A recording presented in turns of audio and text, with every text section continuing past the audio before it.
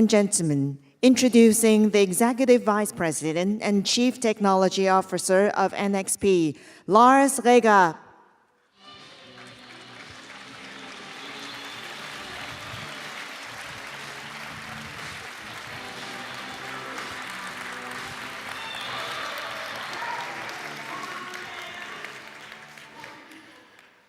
Hello, everyone. Good afternoon, and big thanks for having me here. Truly special moment for me being here in Taiwan with all of you, and I would like to take the next hour to take you on a journey towards a brighter future, and of course a journey throughout the semiconductor industry. And with all of that, let me start with my journey with NXP. I joined NXP 16 years ago in 2008. And to tell you very frankly, I thought by that I'd made the mistake of my life career-wise.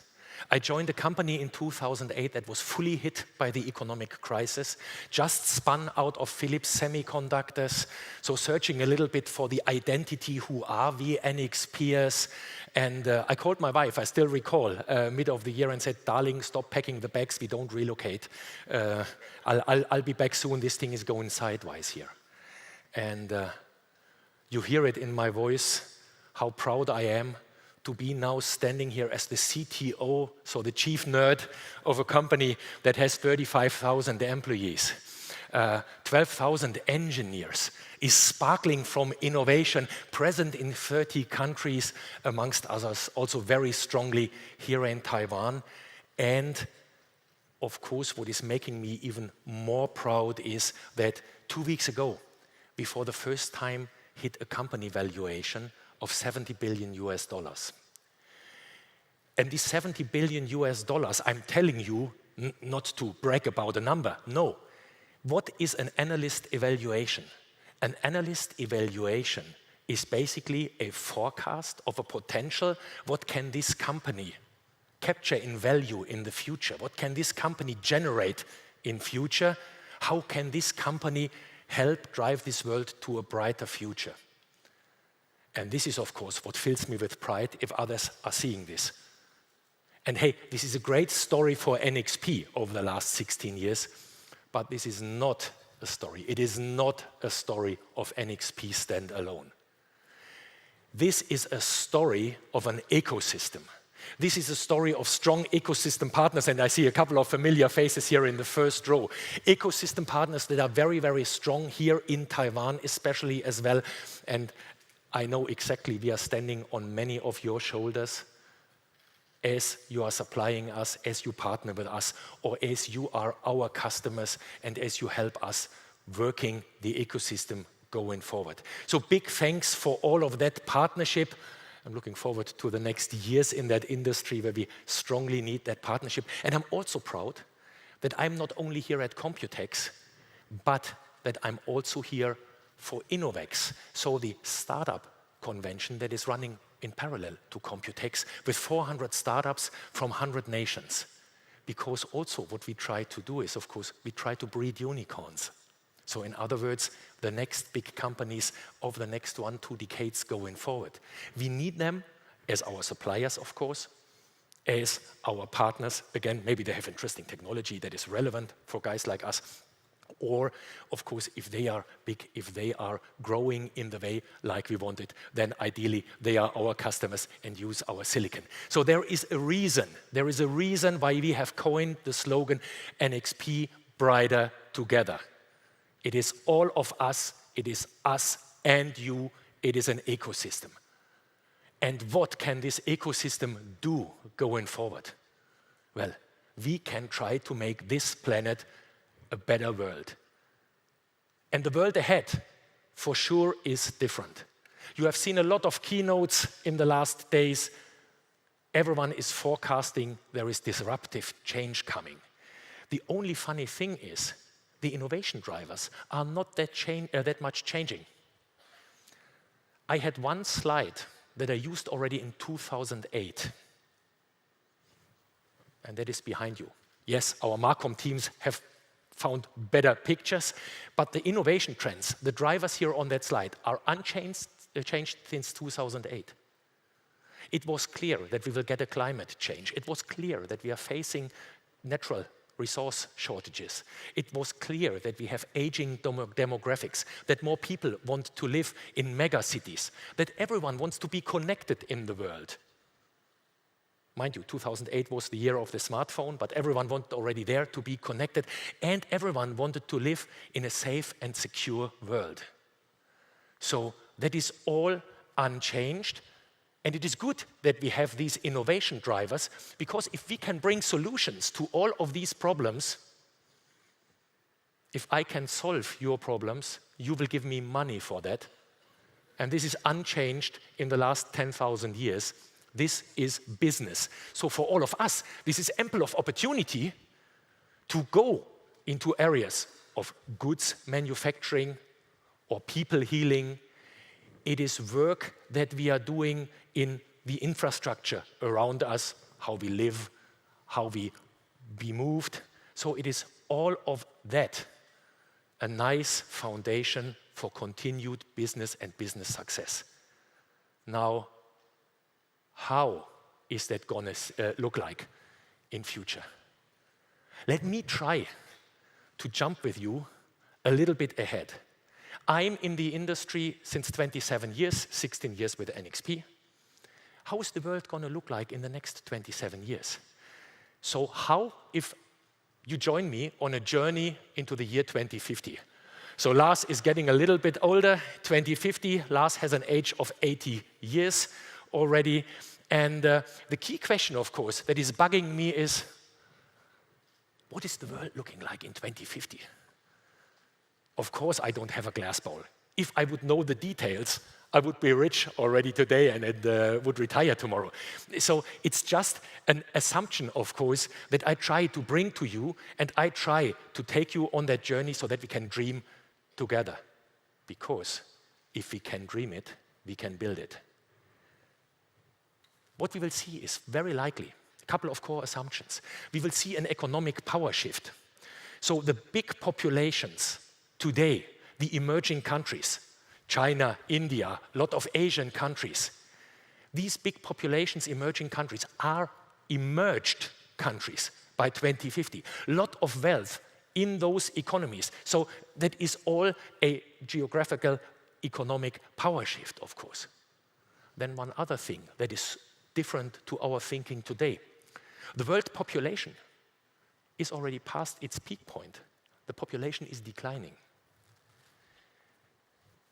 Energy supply, the energy transition, is likely behind us. We are using mainly renewable energy sources, decentralized but well networked, all around us, and this is a stable energy supply grid. So pollution, exhaust gas, and so on, that is no topics that we will see by then. Mobility is very likely very, very differently. So mobility will be safe, efficient, different type of vehicles, different form factors today, and a very, very different means of transportation. And the biggest shift that will touch all of us is our jobs. I will be retired, so I will not care that much about it anymore. But the jobs, the menial tasks, the simple jobs have disappeared. They are completely robotarized.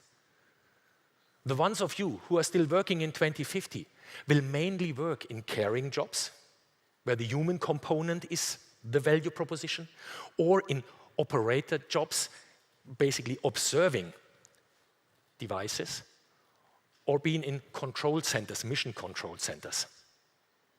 Or in other words, there is a huge potential in the next 25 years to completely change these ecosystems, to completely transition into that world that anticipates and automates. What you will take for granted in 2050 is that you don't care for your house anymore. Your house is completely around you. Your house knows how you are doing. Your house knows when it needs to do maintenance.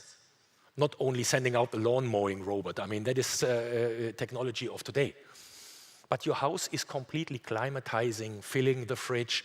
It is like our old descriptions of paradise. Yeah?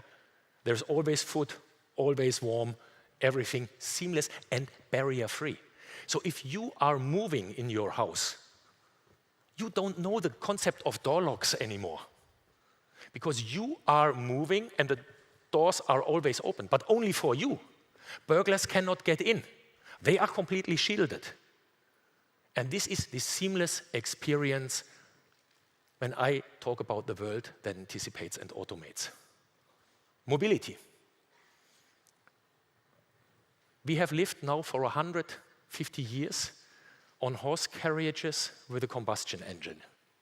So in other words, the concept of the horse carriage has not changed. There is always a coachman in front operating the horses, driving the steering wheel. Forget it. This is not what our kids will think of when they think of driving in 2050.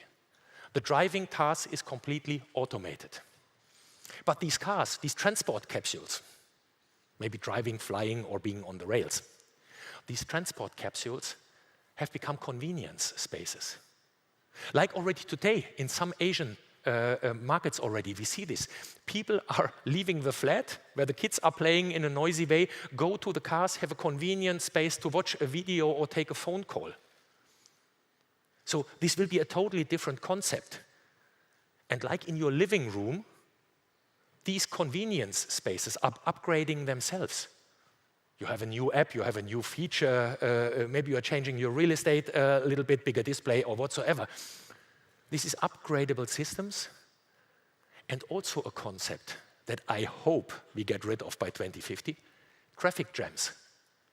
Just think of some of the megacities, 500 meters outside of the building here. How many traffic jams do we have because there is goods transport? In some of the cities, there is pizza delivery, parcel delivery, all of these type of things that are by 60% of the traffic congesting all the roads. If you can automate that entire world, yeah, then these type of things are of course happening in the off-peak hours at night, definitely not in the rush hour. And you have a totally seamless traffic flow. And again, how are our factories looking like? Our factories will be clean and automated, okay? And there is only maintenance workers in the factories. Workers that come to repair or to upgrade a manufacturing robot. There will not be normal operation workers in the factories anymore. These operation workers are outside in a mission control center, are sitting in front of 2 or 3 screens. They don't wear the blue color shirts anymore, but they are sitting there as dispatchers, as observers, and only interact if something goes wrong that the robots cannot handle. All the rest is automated. And I see the first faces here in the audience saying, should I believe him?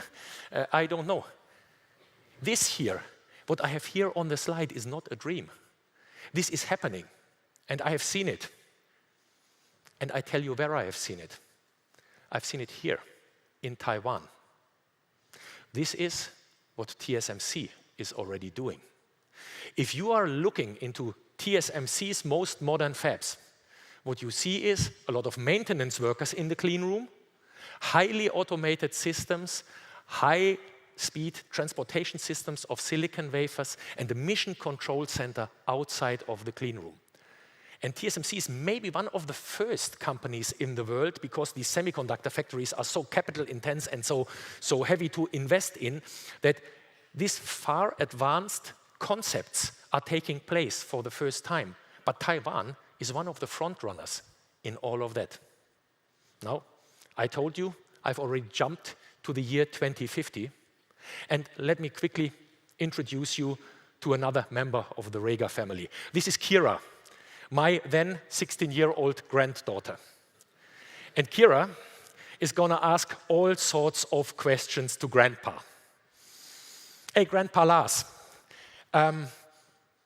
Grandma has said that you have been pretty heavily working in the industry of all these robots, and that you have talked since 50 years already about a world that anticipates and automates. Grandma even said that when you started working, you didn't have a mobile phone. I said, yeah, Kira, that's true. Grandpa, can you tell me how your youth was, how your job was, how was your career in this, how do you call it, semiconductor industry, Grandpa?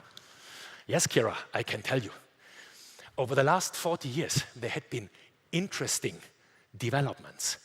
And let me give you the story. Grandpa was actively involved in the transformation of the industry, of the world, to digital twins. Then we had the great robot awakening. And to awake the robots, we had to do the system brain shift. And Kira's interesting headlines, Grandpa, but what does this exactly mean? Well, Kira, let me tell you. When I was a young engineer, we in the semiconductor industry, computer chips, we were working on pretty boring electronics. We worked on laptops. Kira, that is portable computers. Kira, there had been even desktops. So can you imagine? Desktops was a different word for a computer so bulky and heavy that you could not carry it. Unthinkable today in 2050, of course. We had the first portable telephones. Yeah, we had separate computers for gaming. That's also a different concept than in 2050. And we had audio and video electronics. That was the entire industry between 2000 and 2010. And then, Kira, there came this green phase. The green phase was the on-demand world.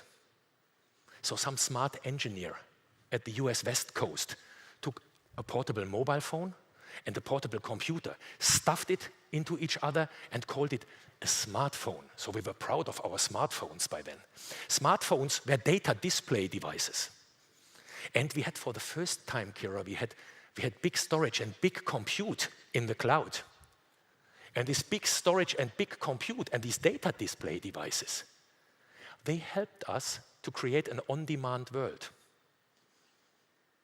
Whenever someone needed a taxi, you could press a button on your mobile phone and the taxi would come. Whenever someone wanted to have food, you could order it on your phone, and whenever Grandpa wanted to switch on the auxiliary heating in his car, he could press a button and the heating would switch on. So in other words, Kira, this on-demand world is a world that is a remote control world. But human beings had to work. And then, Kira, this entire market exploded only in the blue phase. So 30 years ago, only in the early 2020s.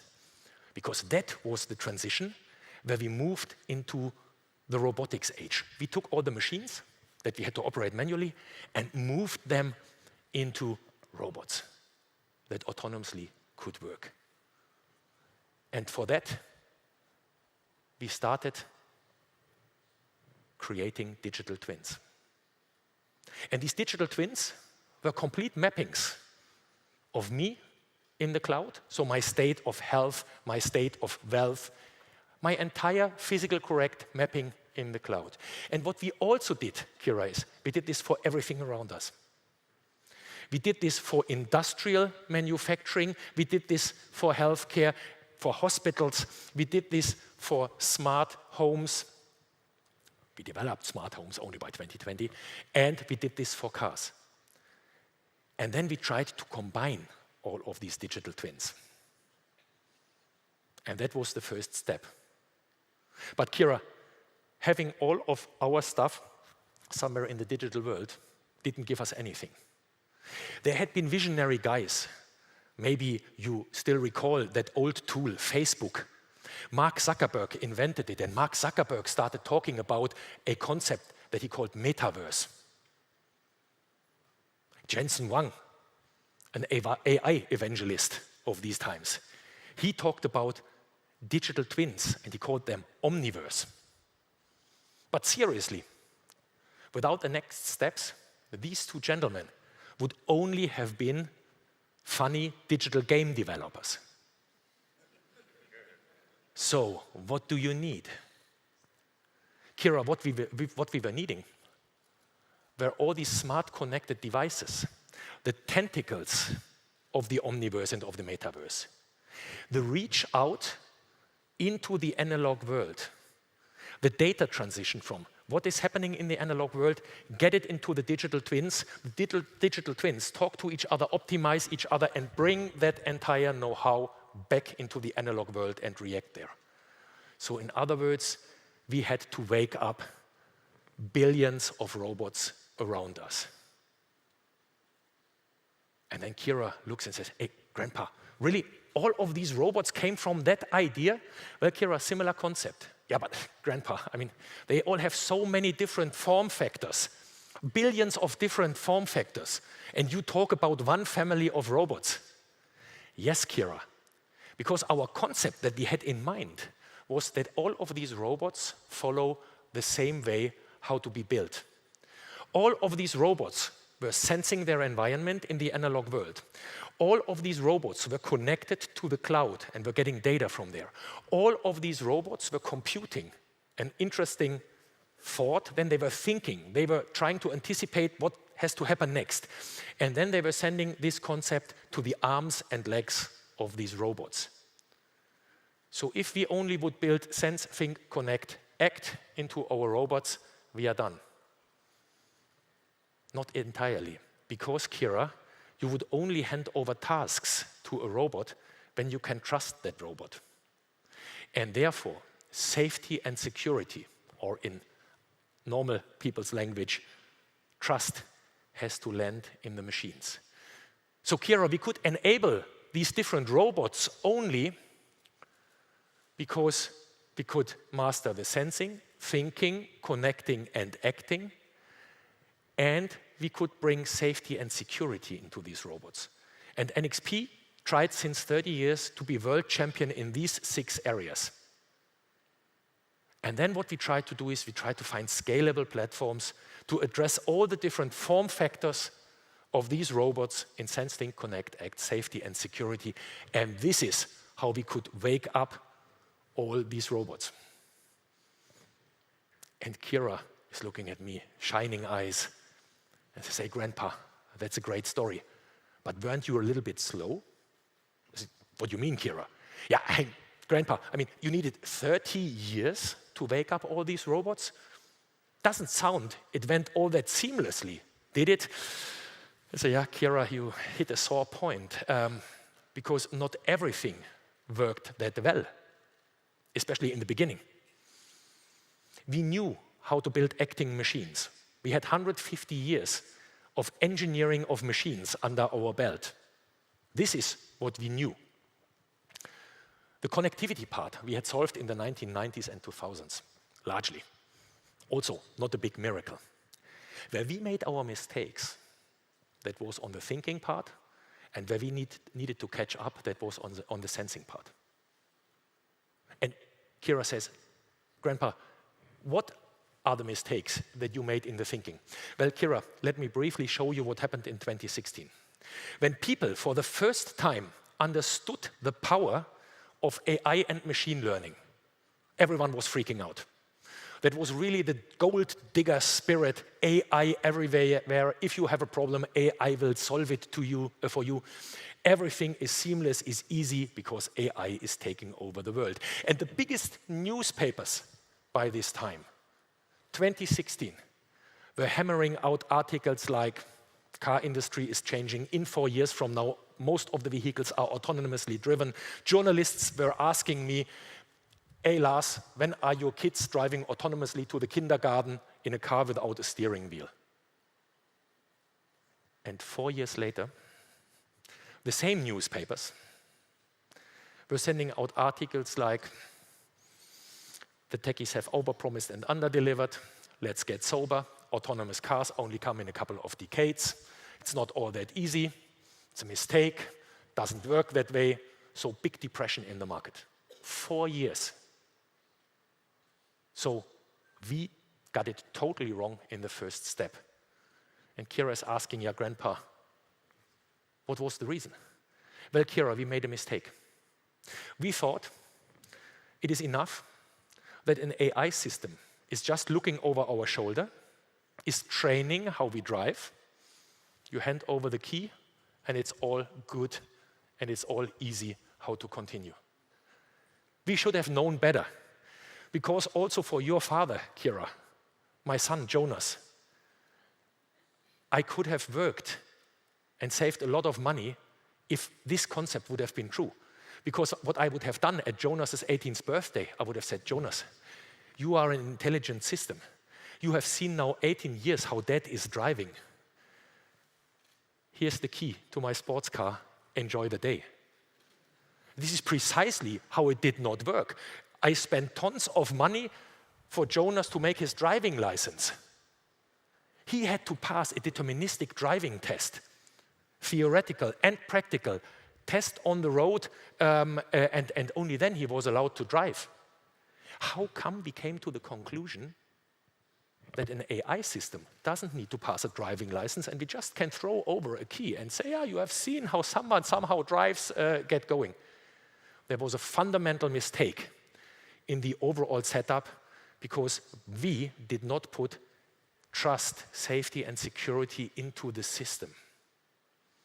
And we had to rework that entire ecosystem. So, Grandpa, how did you solve it?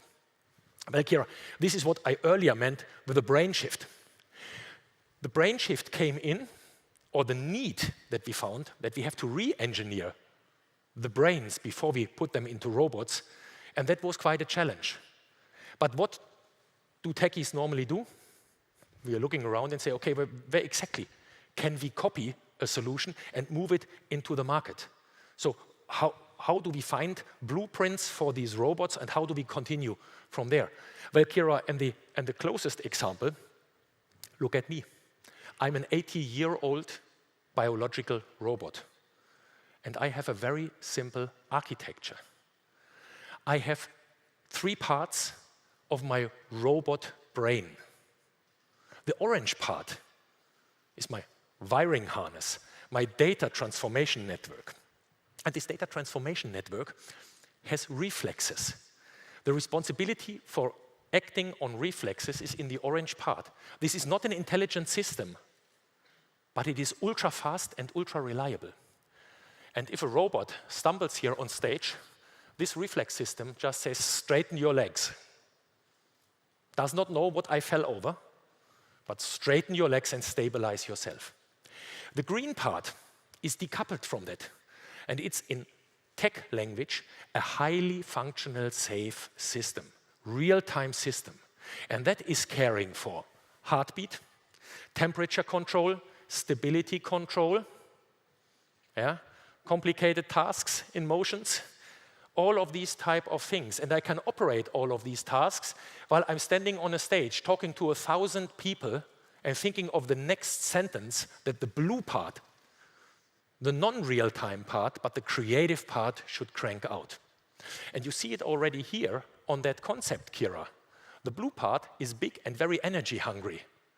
But for transportation and motion, you largely need orange and green.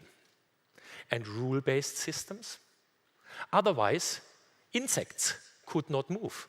So an ant is doing transportation tasks, and mosquito is not flying straight into the wall, only on orange and green. They don't have blue. They have simple trapping algorithms, and you can trap insects pretty easily because they can get stuck in simple algorithms and don't find enough creative solutions to climb out of a trap again. There you need the bluish part. But for us human beings, that bluish part is often needed for playing piano, for writing love letters, and for most of the robots, you need the capability to write love letters. You want functional, safe transportation. So in other words, the high magic of creating robots is largely in orange and in green. And of course, what we want to do is, we want to have then the scalability again for all the different form factors. Building platforms that can address this area. And Kira, this is what we tried to do in the early 2020s. Like in your human body, you have a blood circuit your energy provision system. For a robot, this is your electron provisioning system, your power management. And you need to make sure that you never get a congestion, that always the electrons are supplied.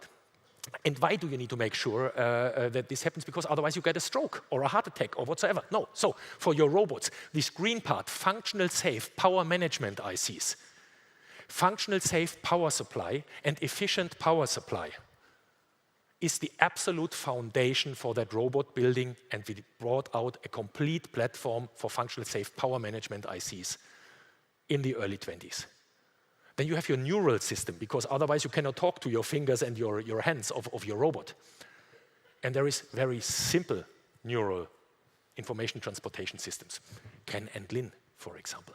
There is, for industrial robots and for transportation robots, more and more Ethernet-based systems, time-sensitive networking, so real-time networking systems coming over all different data rates, from 10 megabit per second to 10 gigabit per second.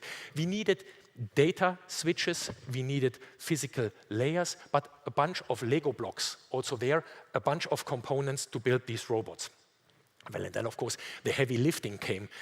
We introduced in our company in the early 2020s, so precisely 2024, a platform that we call the CoreRide platform. So a family of similar products, from small microcontrollers with embedded memory in those days 40 nanometer technology, to 5 nanometer microprocessor units, customizable IP, really heavy duty, but all highly functional, safe electronics that can do the task of this surprise-free, real-time execution of big amounts of data.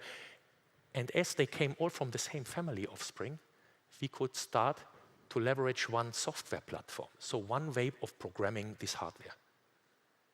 And just to make it very clear, what is a robot? A robot is a machine, just a piece of hardware, but it is a piece of customizable hardware. And how do you customize your hardware? You program it. I mean, this is the reason for existence for software in this entire machinery discussion. So a software-defined robot is software-defined because it has to be flexible. So in other words, if you have these building blocks, Kira, you can start mapping it back onto the brain.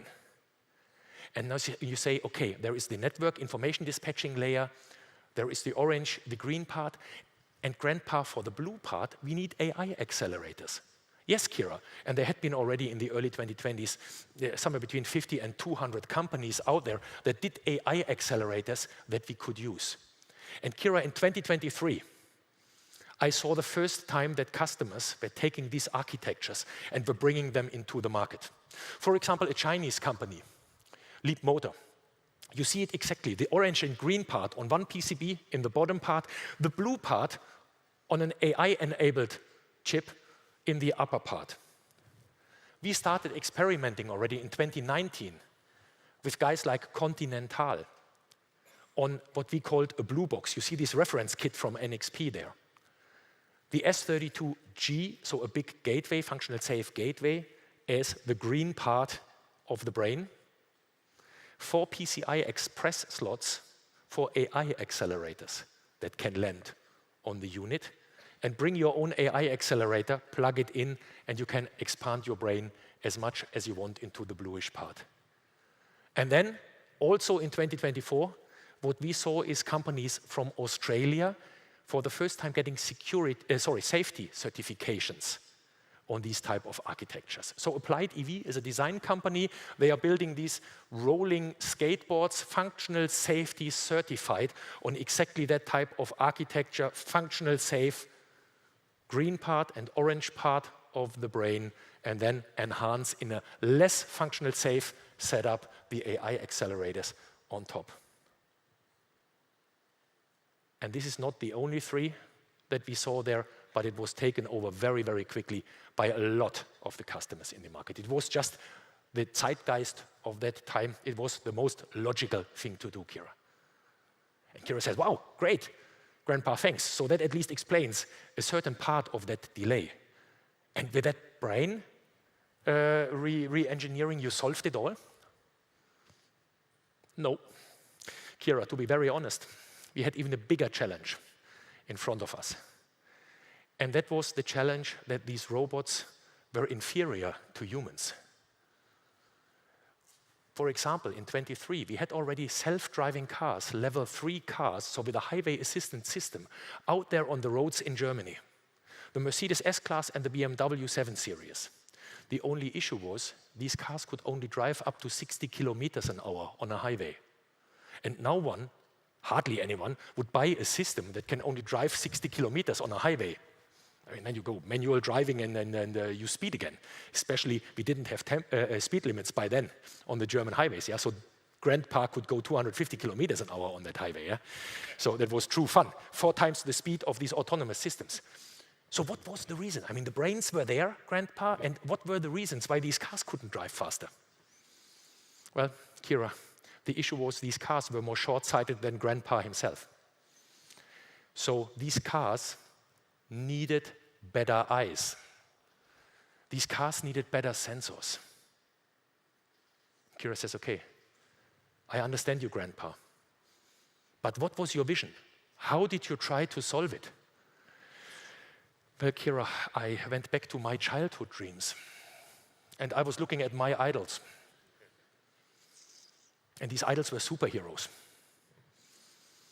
And like the guys in Hogwarts, I was dreaming of having a magic wand, make one funny move, and a spell and objects could be influenced in my environment. Like the Jedis, I wanted to have telepathic capabilities. I wanted to know what goods are doing outside of my line of sight. Like Superman, I wanted to have X-ray vision, looking across a wall, looking into rain, fog, and snow, where my eyes could not help me anymore. I wanted to understand what is in front of me. And like Douglas Adams in Hitchhiker's Guide Through Galaxy wrote, Safford Beeblebrox was using a thing called bubblefish, and he could stick it into his ear, and then suddenly he could understand all languages of the universe that were spoken around him. With these 4 super senses, superpowers, my robots would be unbeatable. So we started working on that, Kira. For influencing the objects in your proximity, we used a thing that we called ultra-wideband. My car key moved into my watch. When I was approaching my car, the car opened up without me taking any action, but just by being there, by measuring where Lars is. And you have this today in your house. You move in, your light, your sound, your temperature is following you. All the door unlock and lock is done by your superpower, your magic wand at your wrist.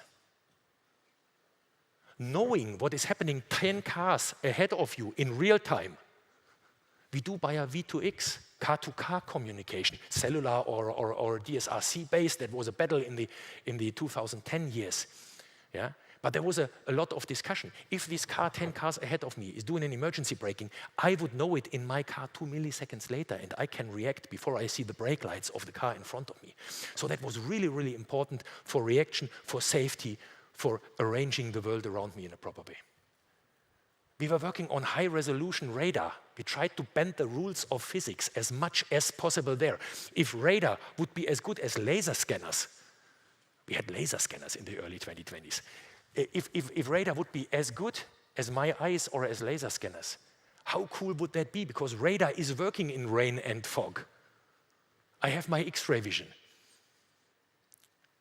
And we grouped together the big industry players of the 2020s, and we defined a standard, a common language, Matter, so that all smart connected devices have one way to talk to each other. Or in other words, what we did is, in physics, for this high-resolution radar, let me just give you 2 examples, Kira. We took 3 radar sensors, off-the-shelf radar sensors, and we synchronized them. And we synchronized them via Ethernet.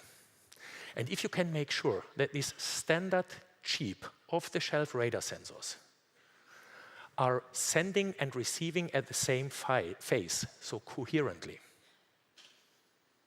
then what I can build is out of 3 10 centimeters antennas, I can build a virtual 2-meter antenna. And in radar, antenna size is resolution. So for the first time with a partner company, NXP could show at CES 2024 that we can measure two of you walking in front of me over a distance of up to 250 meters. If I could manage obstacle detection over 250 meters, then I can afford driving speed of more than 130 kilometers an hour on a highway. So Kira, this is how we reached the inflection point of highway assistance systems with the right brains are in the cars, and now we all could buy them because it made sense for us. We had highway level 3 driving systems for 130 kilometers an hour on the highways, and that was the speed of these days. Second example, this meta standard that I was talking about. Kira, what we did there is we had connected homes in 2020. But my father and my mother, Kira, they stopped buying smart home equipment, connected home equipment, because they were afraid whatever they buy, they can throw away the year thereafter. They had sound boxes that did not talk to the energy management system. The energy management system did not understand the window blinders. The window blinders did not know where the electric vehicle is. So we had connected homes, but we did not have smart homes. And by this language unification, suddenly use cases came into play where the solar cells on grandpa's house were producing energy. And then your aunt, Leah, was switching on the hairdryer. And the energy management system in the house knew this is a hairdryer that needs 2,000 watts for 5 minutes. So switch off the fridge. The fridge is keeping the temperature for 8 hours. Switch off the washing machine for 5 minutes. Let the hairdryer run on the solar energy. And afterwards, you're going back to normal operations for all the other energy users. And of course, it was not only a language that we introduced, but it was also a passport that we introduced, because you didn't want to have crazy equipment in your house. The washing machine had to have a passport and had to say, hey, believe me, I'm the washing machine. The hairdryer had to say, and here's my passport, I'm the hairdryer. Yeah? And the solar cells or the energy management system had to say, and you know what, guys, I have authority above you all because I'm the energy management system. So these entire security certifications, passports, and common language, they helped us generate this ecosystem. And what we at NXP did for that in 2023, we brought the first Meta-certified controllers out there next to the i.MX microcontroller and microprocessor family that we are using in a lot of industrial devices and in a lot of display-centric devices. We had the first radios, because this Meta standard was living on Zigbee, Bluetooth, and Wi-Fi transmission standards. So we did not invent new transmission standards, but the common language. We did not invent new phone lines, but we decided that we talk in one language, in English, over those phone lines, and we could understand each other. And this is how this Meta came into life. So Kira, what Grandpa did over the last 50 years, largely not over the last 10 years, because I was retired already, but in the 40 years before. Grandpa just worked on one simple task. Grandpa worked on converting machines into robots. And it took me and the industry 40 years. And this architectural transition was the first and most important part.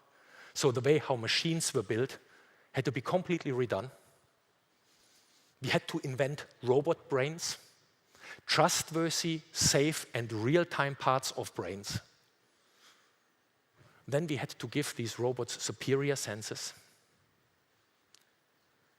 We had somehow to manage to build in trust.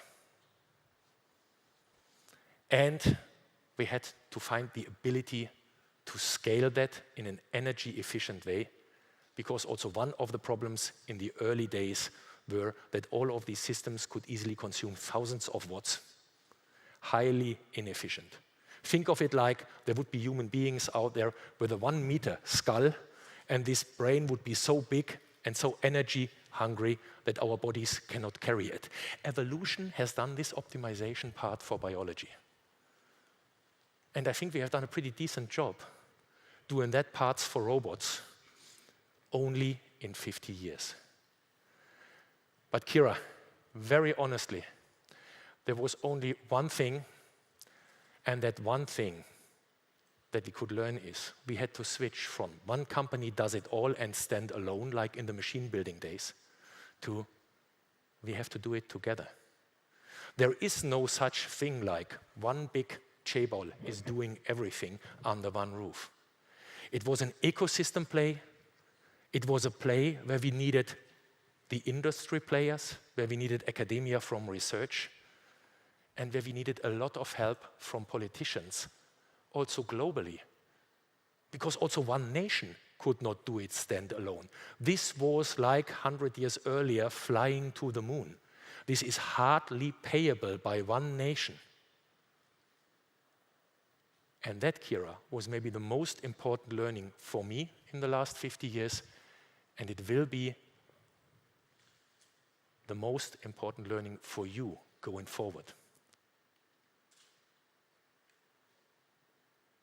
What you can dream, you can build. If you can't dream it, don't even try it. And for all of you here in the audience, maybe I'm just a dreamer, but I'm not the only one.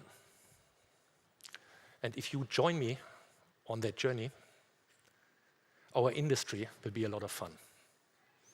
Thank you.